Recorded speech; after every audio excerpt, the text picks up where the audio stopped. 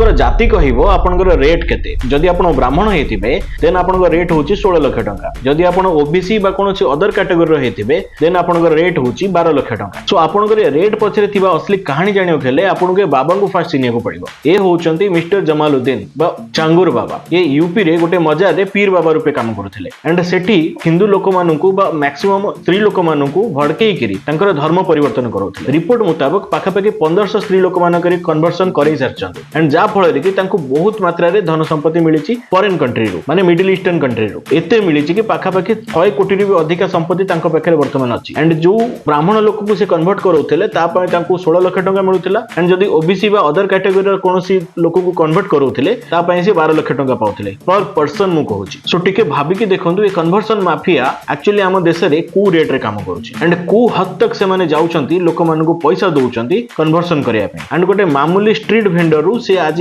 पीर बाबा साजी लोक मान को भूतेई 100 कोटी संपत्ति रो मालिक होई जायछन ए कन्वर्सन माफिया रे शामिल हेकी तो फास्ट कोनोसी मजा रे बा कोनोसी पीर बाबा पाखरे निजर मथा नुएबा आगुरु से बाबा को ठीक से जानि नियंतु पीके फिल्म रे कहि नथला रॉन्ग नंबर सो से रॉन्ग नंबर को फास्ट फाइंड आउट करन सावधान रहंतु सतर्क रहंतु।